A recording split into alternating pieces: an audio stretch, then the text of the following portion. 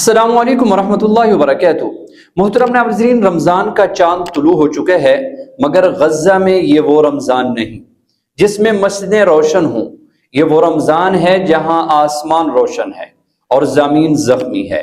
ٹوٹے ہوئے گھروں کے درمیان ایک خیمہ کھڑا ہے، نہ مینار باقی نہ محراب سلامت ہے، مگر قرآن باقی ہے، ایمان باقی ہے۔ اور اسی خیمے میں کھڑے ہیں شیخ حسام النقار۔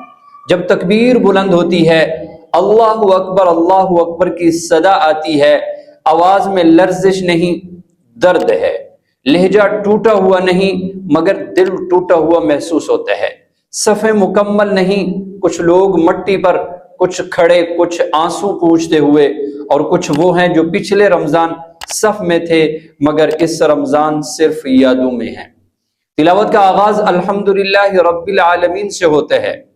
ہر لفظ ایسے ادا ہو رہا ہے جیسے ملبے کے نیچے دبے ہوئے بے گھروں کے لیے دعا ہو۔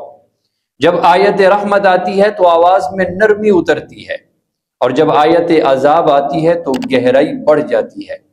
نہ مصنوعی لہجہ، نہ مصنوعی بناوٹ، بس وقف اور وصل کے درمیان ایک ایسا توازن جو سننے والے کے دل کو ہلا دے۔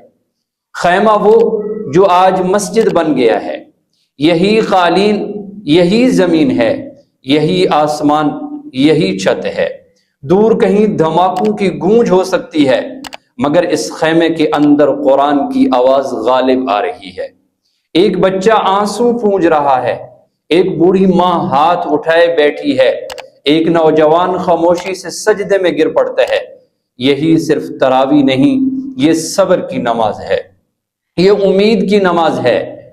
وہ لمحہ جب شیخ حسام وقف کرتے ہیں تو یوں لگتا ہے جیسے پورا غزہ سانس روک لیتا ہے، اور جب دوبارہ تلاوت شروع کرتے ہیں تو ایسا محسوس ہوتا ہے جیسے امید دوبارہ زندہ ہو گئی ہو۔